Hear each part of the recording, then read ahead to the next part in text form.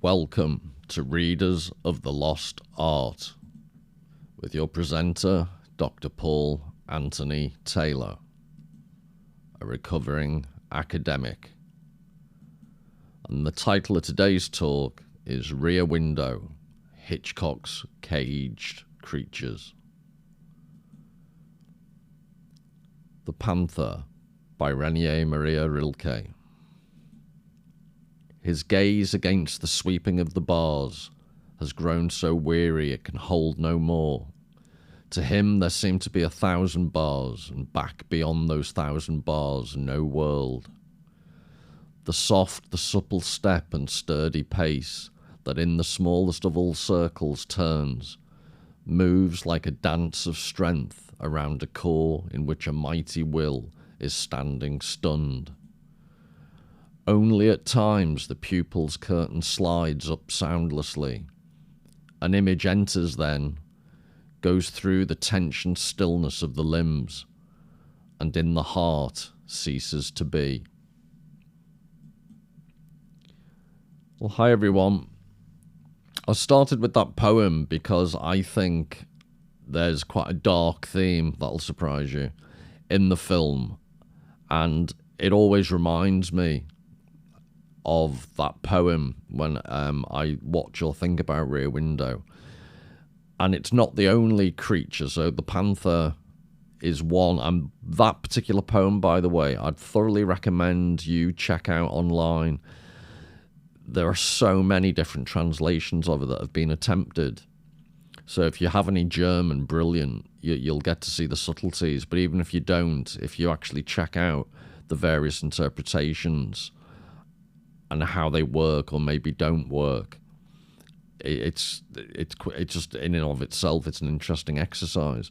So the Panther, I think Rilke saw it. He was an Austrian, so I'm assuming it was some Middle European zoo that he saw it in. And that's not the only creature.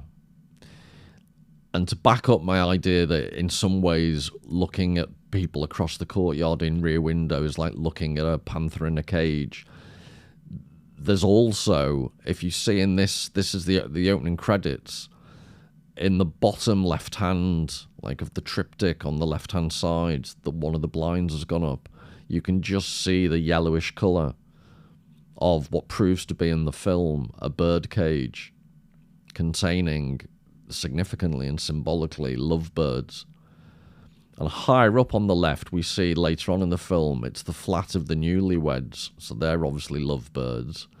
You're inside an apartment looking out where Lisa is trying to seduce Jeff and be his lovebird.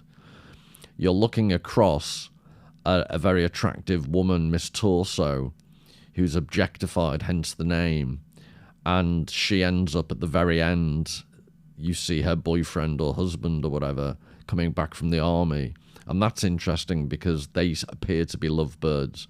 And it also seems to be wish fulfillment because he could be interpreted as a stand-in for Hitchcock himself, who wasn't physically particularly prepossessing.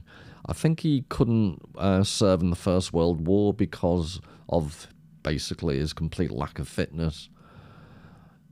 And I seem to remember in one of the quotes he gave in interviews, he said he never knew what women wanted except they didn't want him. So he had a bit of a chip on his shoulder about being a bit unattractive. And then another aspect that you might want to bear in mind, and I wouldn't use it as I don't believe in too much looking at the personal lives of directors and how it influenced their work, because the work should stand on its own. But it is interesting that there is a theory or a suggestion that Alma, Hitchcock's wife, may have had an affair.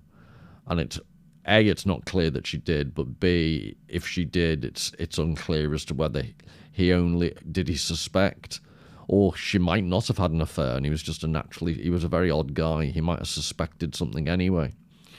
So, you know, the sex is not getting on, or there being, I think it's a film about basically the sexes not understanding each other, and all relationships ultimately it's just really dark. And we'll talk about it as we go along, but there aren't many relationships, if any, that work in the whole film. To some extent, as in all relationships, there's just basic flaws. And in that sense, it's a unalloyedly quite a depressing message that Hitchcock puts across. And also it's part of his skill that loads of people just refute that it's got any negative messages. They just watch the film as a thriller. They see the purported happy ending when Lisa gets Jeff and it looks like they're going to settle down. I'll talk about the other happy couple to be, which is the songwriter and Miss Lonely Heart. They get together at the end. And I would suggest throughout the film there are lots of indications that actually all these supposed happy endings and neatly tied up bows of the plot at the end of the film actually are slightly misleading. I think they're... You can interpret the film more than one way, but to me, I personally think it's quite a dark film, and Hitchcock allowed people to also enjoy it at a different level, just as entertainment. And I think I've mentioned one of the previous videos, that's, to me, what makes Hitchcock such a brilliant director. He could operate at these different levels. Anyway, without more ado, there's a better view of what you could just see at the very, very beginning of the film. And again, it's Hitchcock's skill. At the very beginning of the film, in the previous image I showed you, you can only just see the tip of that cover to the birdcage. So it couldn't be a more insignificant detail visually. And yet, I'd argue it's perhaps the biggest single theme in the whole film. And that would be typical Hitchcock. Not putting to your attention one of the most significant things, but letting it lie in the background subtly. And it reminded me, forgive me, just indulge me for a few slides. If you don't recognize it, this is a French film by the director Jean-Pierre Melville from 1967, if my memory serves. And it's called The Samurai, and it is, I would have it in my top 3 of the at least, irrespective of whether it's a good film or not, but just the sheer stylishness. The protagonist, he's a hitman, and he's played by the actor Alain Delon, and it's just a stunning performance. And I'll show you a couple of images, but I mentioned it because this is a songbird in this room, very bare room, the windows, which is a constant theme in Rear Window, obviously. And I ask you to check out on YouTube the beginning of this. There's about 3.5 minutes at the beginning of the film, and it's just the hitman character lying on the bed. I'll show you another picture where it's a bit clearer, but lying on the bed smoking, and all you can hear is rain outside and traffic, and I think the occasional chirping of the bird. And it goes on for about 3.5 minutes. Absolutely brilliant, if you like really pretentious, slow French films. And this is this comes up on the screen, and it was put up there by the director, and it looks like a quote. So there's nothing, I'm translating loosely, there's nothing more profound than the solitude of the samurai, unless it's that of the tiger in the jungle, perhaps. And Le Bushido is the way of the warrior, or the book of the warrior.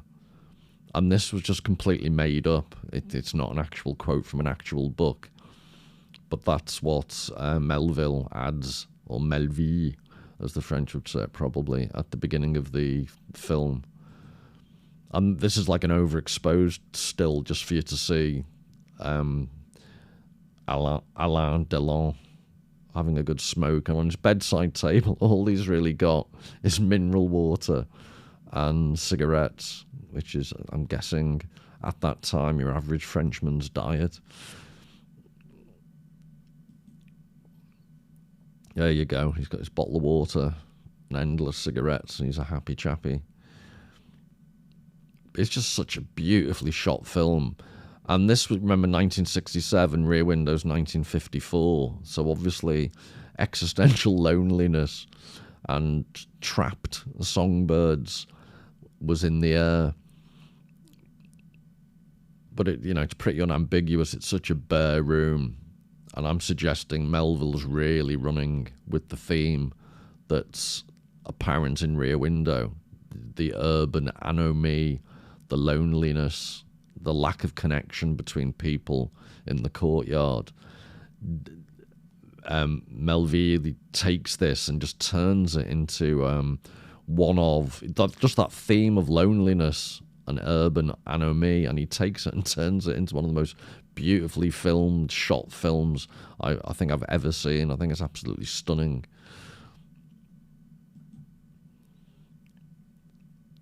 And it's, only a French director could create a shot like that.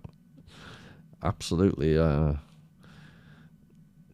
He just turns trench coats and fedoras and cigarettes, and that's he walks around for an hour and a half or whatever, as the most stylish hitman in cinematic history, if you ask me. Just beautiful. And I could go on. I'll think this is the last one, but I could go on forever because it's obviously borrowing from film noir from the 1930s and 40s, black and white films in America, but giving it a Gallic twist. And like I say, and it was an absolutely, he had no luck at all, the director. He wasn't given a director's license, or I think he struggled to be recognised by the establishment. So he set up his own studio, and during the filming of this particular movie, his studio burnt down, and that bird you saw at the beginning died in the fire, so just to cheer you up. And the girlfriend of this character in the film was the real-life wife of Alain Delon, and they split up. They filmed a scene where he kissed her and said goodbye, and the same night they agreed to separate. So, all in all, it was a slightly cursed film, but it just adds to the atmosphere. Everything that could go wrong did go wrong, but still an amazing work of art. So back to Rear Window. That was a little trip down. Who knows, at a future date I might do a whole video on Le Samurai, but it will just be me gushing about how wonderful it looks. So I'm not sure how interesting a video it will be. But this is Hitchcock himself describing the characters in Rear Window, or Jeff in particular. If you want to be really mean towards the character in this film, you would call him a peeping Tom. I don't necessarily think it's a statement of morality, because it's a statement of fact. You don't hide from it. There's no point in my leaving it out. When Grace Kelly says that there are a couple of fiendish ghouls because they're disappointed that a murder hasn't been committed, she's speaking the truth. And of course, by extension, we are ghouls because we're watching them watching, and we're watching them hoping for a murder. And that's the meta point about the whole film, that Hitchcock is letting us look at people who are, by extension, representative of the way we look at the world. And it's very prescient if you think in terms of reality television and the voyeurism that's become instantiated in modern contemporary society. Hitchcock in 1954 was really identifying the early beginnings of what has turned out to be almost a social disease. And I'd suggest that's a quality of great artists. They see at the very beginning what it takes most people a long time to realise is happening. And he couldn't be more direct. And I would use this as a partial evidence of my reading of the film was incredibly dark. It's a film about voyeurism. It's a film about peeping Toms. It's a film about failed relationships. And yet people still, you think it's a happy film? I really like the ending. Well, we'll have to agree to disagree, I think. And this is... I'll talk through loads of different aspects now, but this is... I just think it's a brilliant collage of all the different things happening. So even to the extent to which the dog's coming down in the basket, it's almost like a cartoon strip of things that are happening, and you can see the covers being taken off the birdcage, but there's a cover on one of the sculptures, the lady, the deaf lady sitting down in the deck chair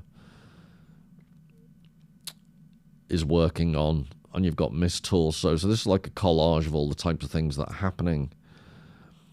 And notice the blinds to Thorwald's apartment are closed, and he's digging around in the place where they suspect he buried the head.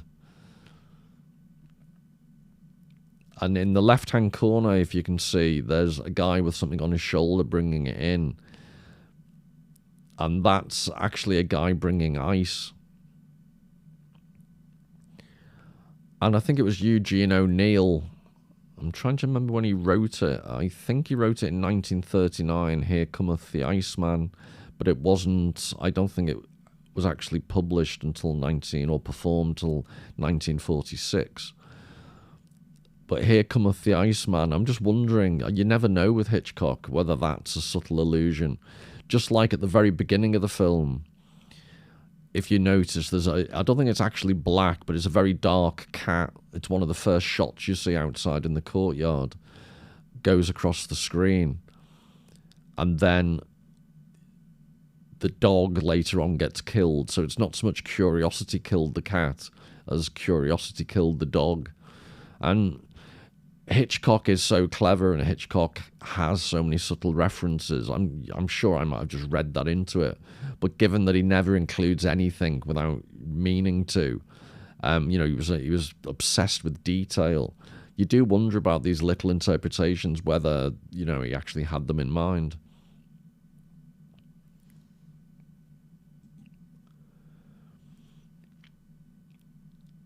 And this is, I think I might have showed this in an earlier video, but this is...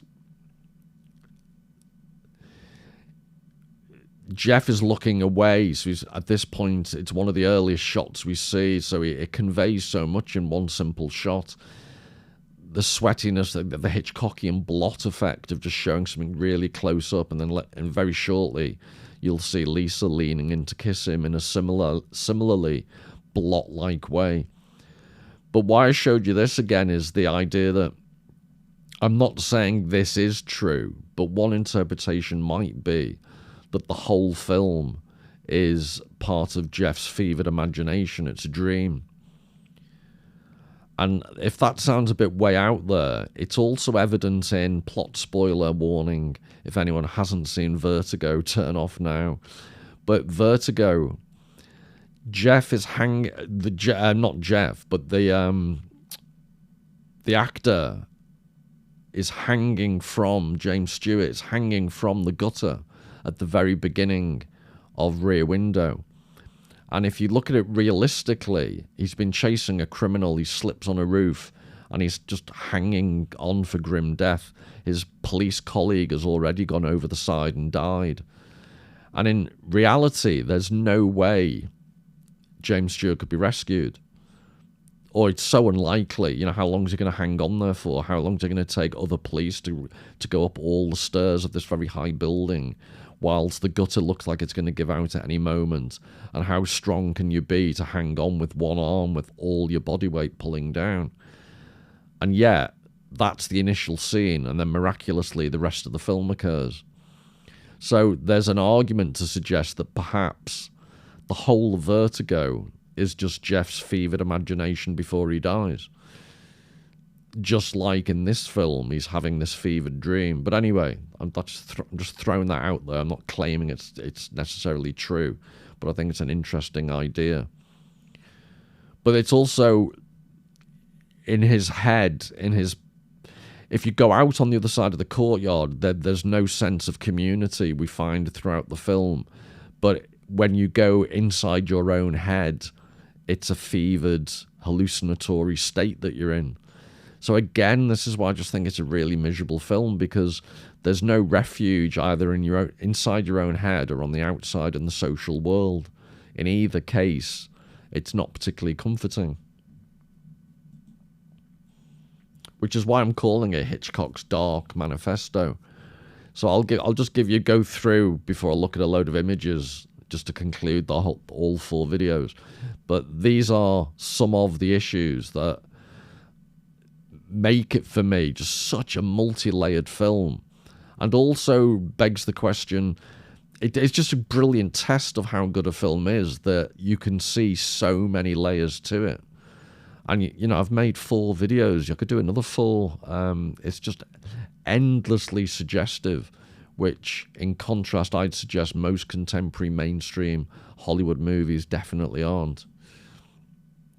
So one immediate theme is psychological and physical dismemberment. So Mrs. Thorwald gets dismembered in actuality, but psychologically, most of the people in the film, there's various forms of dismemberment. They have fragmented psychological lives. There's very little communication between people. It's a very lonely, disconnected environment out in the courtyard. And I'll suggest, you know, as we go along, that, as I have before, that Lisa Thorwald physically dismembers Mrs. Thorwald, but Lisa, in a certain sense, is seeking to dismember Jeff's autonomy, his freedom, to the extent that, whether deliberately or not, he ends up with 2 broken legs, not 1, and then she moves in for the kill. And just actual examples of this. So there's the headless statue that the deaf lady is making. There's Miss Torso is fragmented and a form of dismemberment, if you think of it that way. Mrs. Thorwald is literally headless. Jeff is disabled, initially at the very beginning of the film, and then at the end of the film he's doubly disabled. Both legs are broken. There's a photographic negative we see of Lisa on the table. Oh, sorry, I've said that again. In a previous video, I said it was Lisa. It represents Lisa. It's a Paris fashion magazine. The photographic negative you see, and then you see the actual magazine cover. So it's not actually Lisa. It's a different model, but it looks similar to it. It's a blonde. She's in the fashion industry, and it shows that it implies early on, I would suggest, that she's quite a superficial photographic model. This idea that she's presented as a negative, with Hitchcock doing that with an actual photographic negative. There's the fragmented song that only finally is constituted at the very end of the film, which is called Lisa. So that is in snatches. We hear it at various points, crucial points in the film, but that's fragmented. You never hear it until the end. You never hear it in full, I should have said.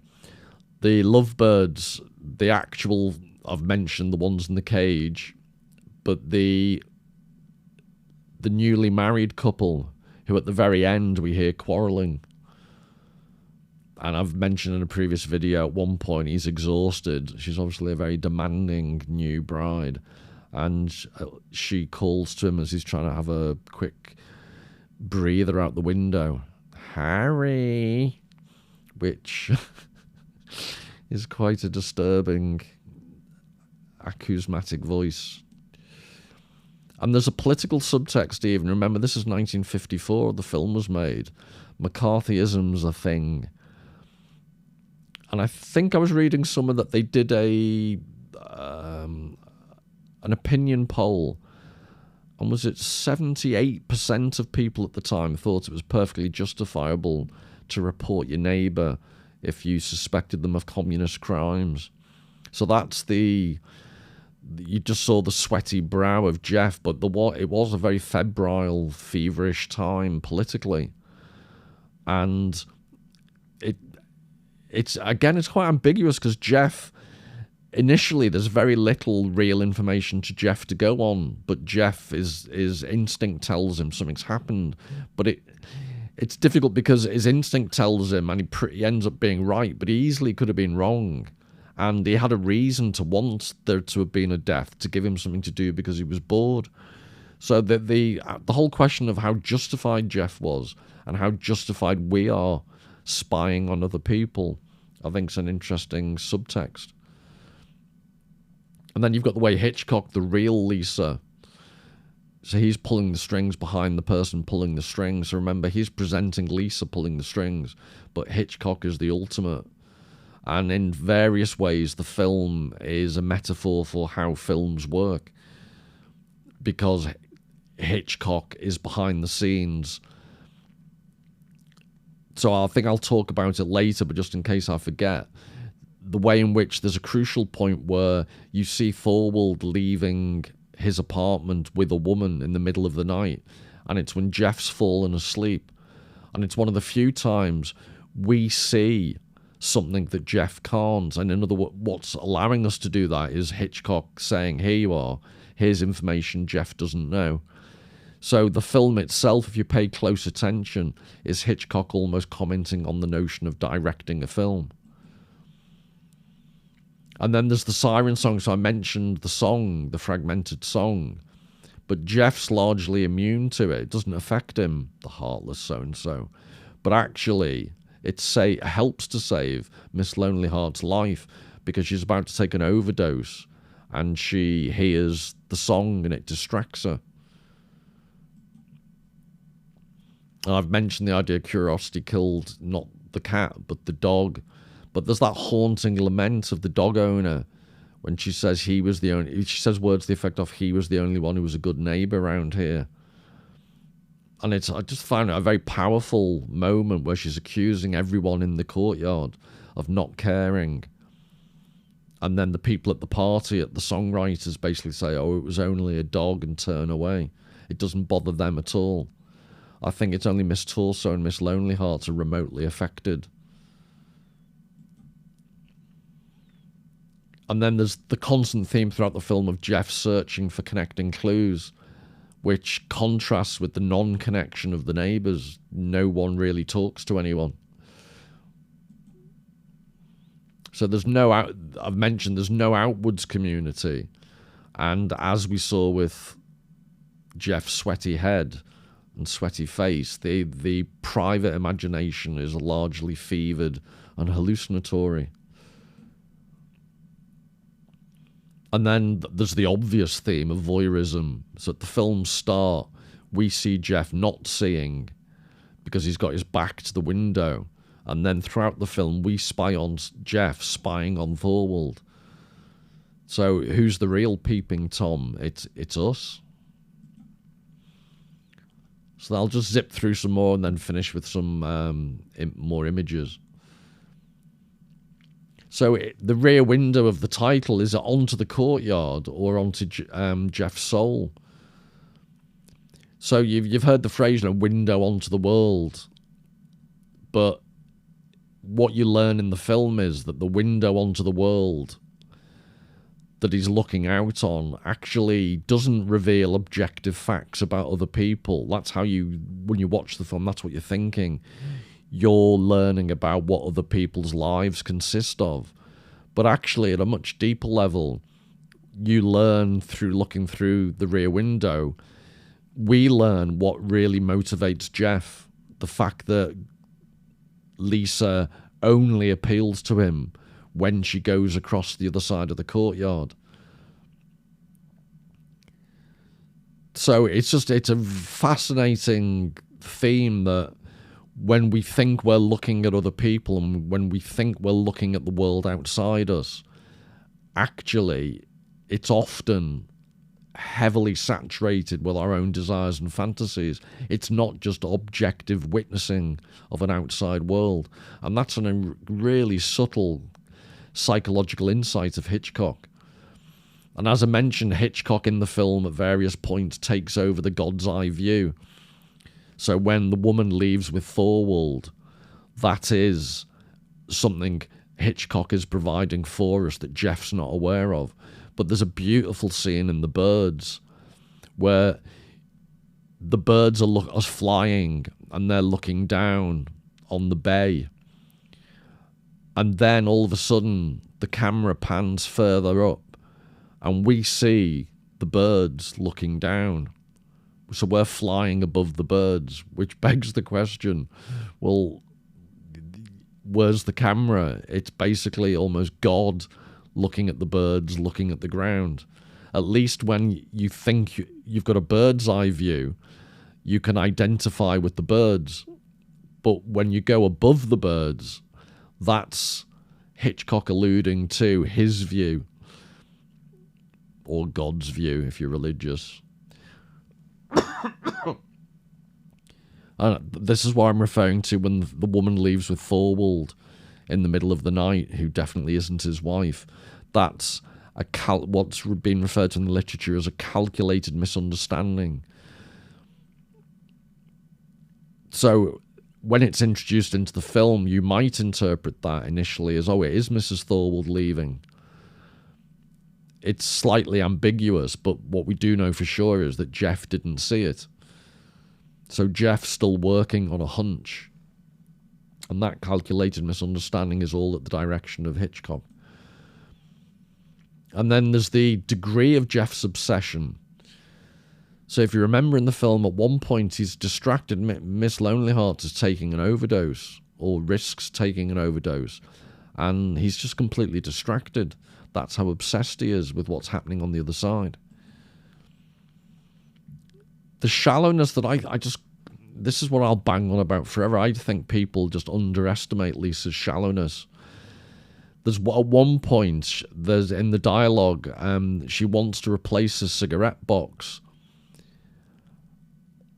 And she wants to give him something simple and silver, I think she says, with a monogram on it. And he says, I had that cigarette box, the grotty one that he has, or the one that Lisa doesn't like, but it was from Shanghai, and I think he says, like Shanghai, it's seen better days. But implicitly, he has lots of memories. It means something to him. And Lisa takes that away and replaces it with something that looks great, but is just, that's all it is. It's stylish. It's not being on the other side of the world with Jeff. It doesn't bring back memories for Jeff. And that's emblematic, that encapsulates what she hopes to do to his life in general. She wants to take him away from a career he loves and, in a certain sense, control him. And again, if you think I'm just being unfair to Lisa, remember the Nat King Cole rendition of Mona Lisa, the song during the film. The actual lyrics are cold and lonely, lovely work of art. And I would suggest that really does encapsulate Lisa. She's beautiful, but a cold, lovely work of art. But could you build a future with a creature like that? Because initially, Jeff, there's no chemistry. Or Jeff, she's too perfect, he keeps saying. It's only when she goes across the other side of the courtyard and engages his interest that he really falls for her. And then the dark manifesto is he falling for Lisa herself, or is he falling for Lisa in his fantasy space engaging with something he's interested in? Which certainly won't be the case if and when they get married and he's no longer allowed to pursue his real interest, which is his career in foreign climes. And then I don't think this is a major point, but it's just interesting. There's a meta-commentary in the film about acting. Jeff is immobilized, so he has to be facially expressive, but the other actors on the other side of the courtyard can't be heard by the viewer. So they almost act in a vaudeville degree of physicality. They have to overact physically. And then at one point, Miss Lonelyhearts is talking to herself, acting out that she's having dinner, which seems a bit ridiculous until you think the actual method of filming actors in a film frequently involves all the actors may not be on set at any one time, but they may film it so that it looks like they're talking to someone, when in reality they're not. They're just saying their lines, and it will be spliced with other footage later on. So Miss Lonely Hearts is doing what is actually part of the filming process. There's the hidden bedroom. So on the left-hand side, as from Jeff's apartment, the newlyweds, you never see the bedroom. But this is like the dungeon where the new newlywed husband gets dragged back into. I just find it funny that he's looking out the window completely exhausted and fed up. But you never see that bedroom, and you also don't. I think the door to Jeff's bedroom's only opened once when Lisa's flaunting herself in lingerie. So one bedroom is, in a certain sense, overused, the newlyweds, and one is not used at all. And there's always the running gag almost in the film. Lisa's trying to seduce Jeff, but even if she could, or even if he'd let her, I'm not quite sure how the mechanics of that would work, given the way, if you remember how the cast is pretty all-inclusive around him. Maybe I'm overthinking that one. And then in another video, I've looked at Kiriko, the painter, and how he achieves some of his unsettling effects by using odd angles that don't quite connect according to the laws of perspective, visual perspective. And the angles in the courtyard, if you look at the film closely, are slightly odd. You see things at oblique angles. It's not a perfectly symmetrical courtyard. And I think there's only Thorwald and Miss Lonely Hearts have a connecting corridor. There are no shared corridors that you can see in all the rest of the flats, which just architecturally underlines this idea that people aren't connected in the film. And then there's the concept of the uncanny, so figures coming out of a painting. That's how it almost seems. Lisa seems like this fantastical, glamorous image from a magazine. And Thorwald comes from the other side of the courtyard into Jeff's apartment. It's almost like a figure that was in a painting comes out of the painting. And this concept of the uncanny, Freud wrote about it in psychoanalysis. In German, it's called, the uncanny is unheimlich. And heimlich means homely or domesticated. And unheimlich is unhomely. And why that's important is that the concept of the uncanny for Freud is it's something that you find disturbing because on the one hand it's familiar, it feels homely, but it's out of context, and that gives you an uncanny feeling. And one just daft example of that would be if let's say you've got a delivery person you see all the time on a daily basis bringing you stuff. If you're ever out and about and you see that person in a different context, it's quite odd. Because there's a way of speaking to someone if you have repeated encounters with them in a closely constrained context, like a delivery man. But when you see them out and about in a different non-work context, it sounds so minor, but I don't know, maybe it's just me. I just find it's quite odd to recalibrate how you're supposed to interact with that person. So that's one aspect that Hitchcock uses to achieve an uncanny effect. People being on the other side of the courtyard or coming over from the courtyard. In both instances, Lisa and Thorwald aren't where they normally were, so it feels unheimlich, uncanny. And then there's the idea that Jeff professionally frames others, literally and metaphorically. So as a photojournalist, he puts people in the frame, he photographs them. But also, he's attempting to frame Thorwald. It proves to be that legitimately, but it might have gone otherwise. And interestingly, he won't be pigeonholed himself. He refuses himself to be put in the frame for marriage, except at the very end when we're assuming it will happen. I've mentioned the Iceman cometh, and I don't know whether that's a joke. But it's also, ask yourself why. Yes, it's a very hot day, so Hitchcock showing the Iceman, but remember, there's also the implication that perhaps Thorwald needs ice to store his wife's dismembered head, which, if anyone wants to accuse me of, overdoing the darkness, watch, what were they called? Hitchcock had a TV series called, I think, Alfred Hitchcock Presents, which were half-hour TV plays, and he used to do the monologue at the beginning and at the end, I think, from memory. And he just had a very dark, weird sense of humour.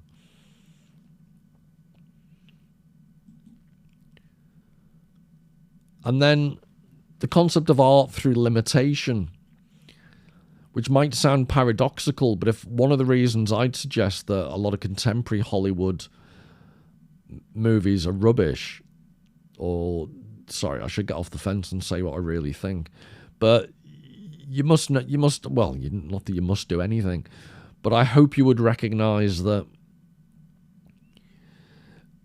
sometimes Hollywood has so many resources, so many special effects available, such huge budgets, that the movie turns into some corporate exercise and succumbs to all the marketing pressures. And really, technically, obviously, they're good. The special effects are absolutely wonderful, but there's something lacking. There's no heart. Whereas Hitchcock, by contrast, limited himself. So not only is Jeff limited, but that actually means that if you're doing a film based upon someone who's in a wheelchair, you've limited the film to their point of view. So Hitchcock has to make the whole film in the courtyard. And he's deliberately doing that to see what he can get out of those limitations, which proves to be a brilliant work of art. But he also did this in previous films, so Rope, and Rope is all done in, I think he tried to do it in one whole take, and I think he almost managed it, but I think because of the practicalities of the filming reels, I think he changed one reel by doing a close-up on one of the actors' backs. Then they changed and then kept going again. And Lifeboat is just the whole film's in one replica lifeboat. And if you think of, trying to make art within those constraints, as I say, paradoxically, the great art comes from the fact you turn those constraints into a benefit, not a hindrance. And then finally, this notion of genres. So there's a mystery genre in the film Rear Window. There's a artist scrambling for success, struggling for success, the songwriter. There's the romantic element between Grace Kelly and James Stewart, and also the other characters. And then there's the screwball comedy aspect of the couple who sleep on the balcony. And then it begins to rain and they have to rush in and they start dropping things, the owners of the dog, the woman. And there's that tragic, the woman losing the dog or having it killed. So he mixes all these genres.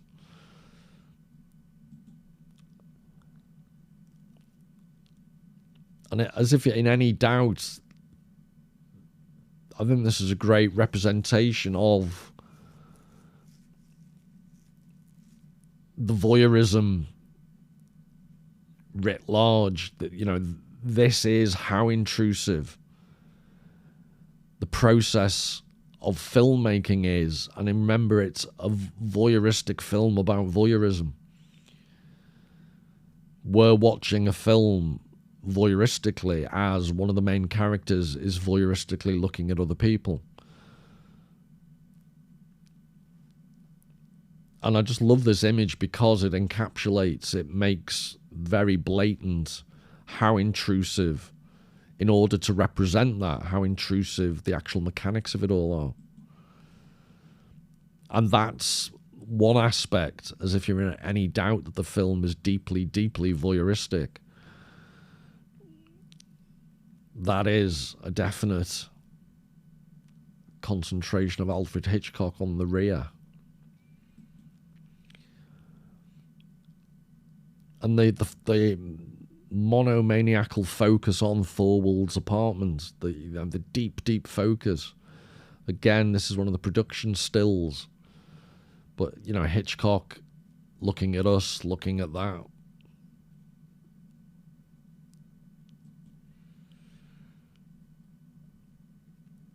And I've shown this before, but not only is Jeff voyeuristically using his telephoto phallic lens, you can see the reflection of the courtyard in the lens, and he's got Stella alongside with him.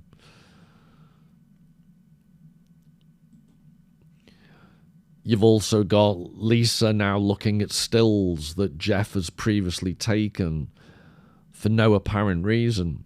I mentioned this in a previous video, but it just to reinforce the point. He's been taking just mindless photographs of the flower bed. And this is how image-based,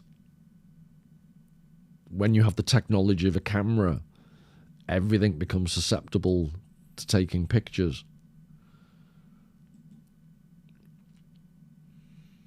Back to, I'm just showing images now that I just think, given the information I've previously discussed. Again, this is one of the images I'd shown in another video, but in the light of the poem, The Panther, Miss Torso is preparing to have to, I think Lisa calls it juggling wolves. It looks like these executives from whichever company she works for come over. But there's just this scene where she looks... It almost emphasizes the trapped nature, the caged nature of women in that era having to do battle with men all the time. And that is an obvious theme of the film. Mrs. Thorwald is killed. Lisa has to fight with Mr. Thorwald. Miss Lonely Hearts has to battle off. And even Miss Torso, I think she has to close the door on somebody and push someone away when they kiss her. So there's this constant pressure from men, which I'm suggesting and resonates with this image, the idea of the caged aspect of being an attractive woman.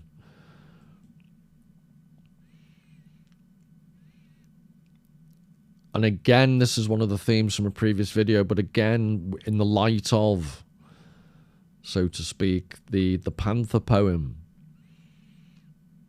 the eye that looks back at you. It's quite... I'm not saying they're the same, because this is just uncanny. This is unsettling.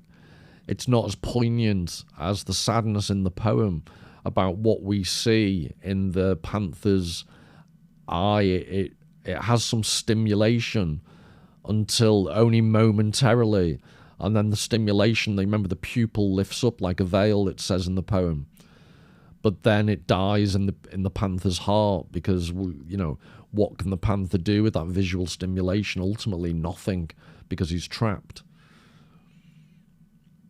So this idea of looking at someone looking back at you, you can't see the person looking back, but you know there's someone there.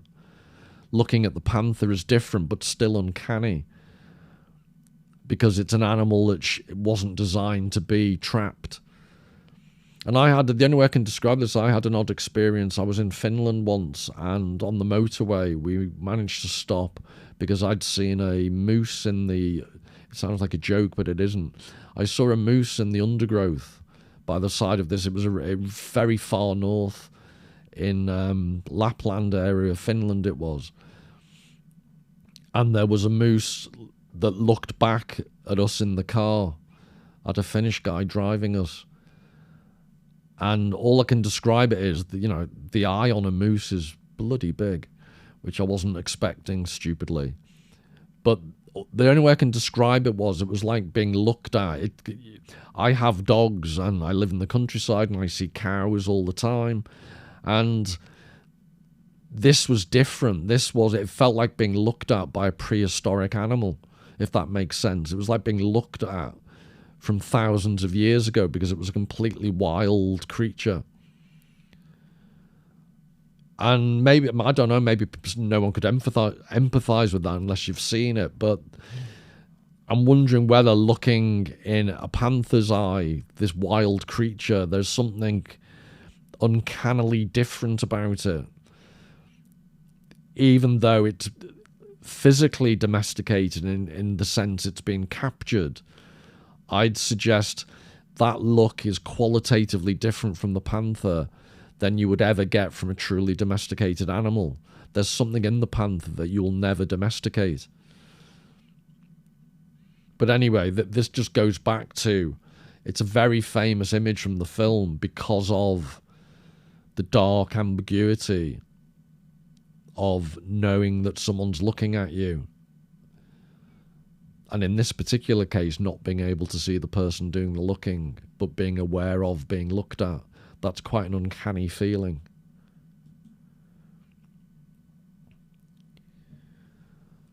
And then you've got this image of the... Remember, this is the songwriter. And we've seen previously when he's at a party that he's lonely. He doesn't seem happy. And this is obviously, he's got his mates around and they're trying to get this song sorted out.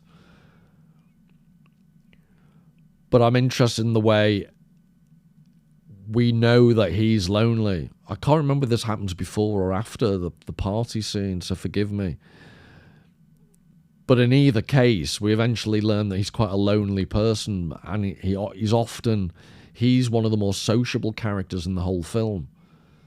And yet it's clear that he's also lonely. And that effect, I would suggest, back to the idea of the panther in the cage, is the way in which the stanchions or the bars of the window come down.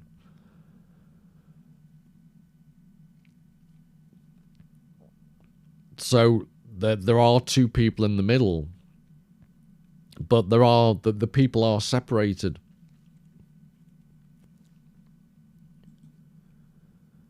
Which is an idea I'll come back to, but this idea of people being separated goes throughout the film. So obviously Miss Lonely Heart's having dinner on her own. It's an incredibly poignant, sad sight.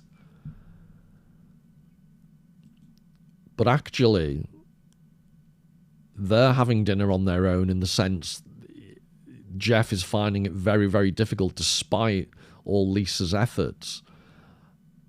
I'm obviously not like Jeff, because apart from anything else, even, forgive me, taking Lisa out of the equation, she's just brought cordon bleu lobster around. I'd have a nose bag on and I'd be stuck in there. Whereas Jeff he hasn't got an appetite for food, he hasn't got an appetite for Lisa. Yet they're in the opposite but similar situation. Miss Lonely Hearts is on her own in a dinner scenario. They're together with superficially the perfect dinner scenario, and yet in some sense almost equally empty. They're not connecting, whereas Miss Lonely Hearts is desperate to connect. But in either case, it's not successful. And this goes back to the previous point made about Lisa. This almost reminds me of the photographic negative. She is this sheer, stylish, all these expensive outfits. She's almost on the catwalk performing again in order to attract Jeff, all to no avail.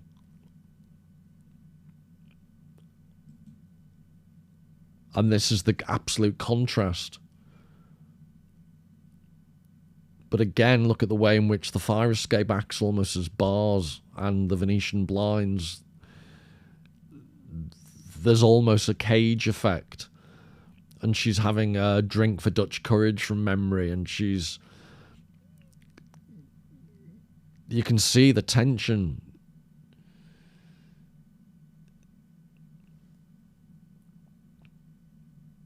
Just this absolute tense desire. Remember the tensions mentioned in the Panther poem, but the tense limbs of this unrequited desire to be in a relationship, just like the tense panther wanting to be free. So it's the exact opposite. Miss Lonely Hearts actually wants to be entrapped. Only joking.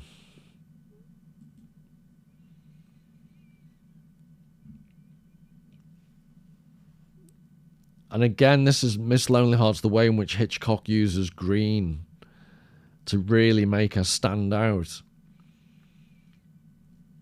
But on the right-hand side, the rest of the world just carries on. And she is trapped in the middle. It's almost like the lamppost and the light, the street lamp, almost emphasize her loneliness. And then you've got on the other side, you can see the bar. And again, it's just a beautiful, it's almost like a painterly, Edward Hopper-like, I explored in another video. Edward Hopper-like emphasis upon loneliness within crowded cities. But again, this is where the courtyard, this is the only link to the outside world. It's a little sliver that you can see of the outside world.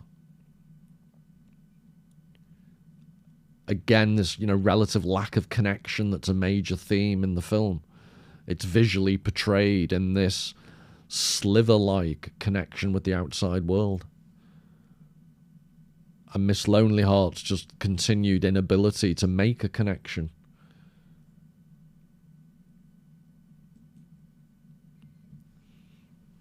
But here at the very end, to conclude, again, is the genius of Hitchcock, because supposedly this is one of the happier elements of the film. So Miss Lonely Hearts doesn't commit suicide. She gets to hear the final song, which is being played on a record player, so obviously he's managed to get it published or released. But look at how they're... So, let's be hopeful. They're going to get together, happily married ever after, yada, yada, yada. Except the way it's portrayed, they're both within the bars of the window.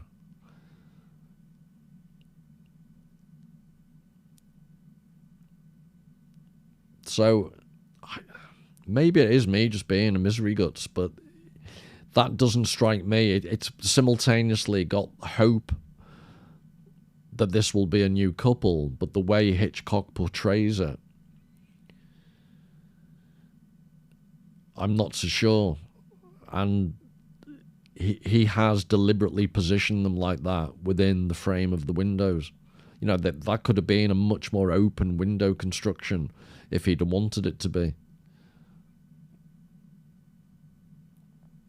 So does that mean that these two, in their own time, like the newlyweds, after the initial flush, they themselves will be trapped in a different way?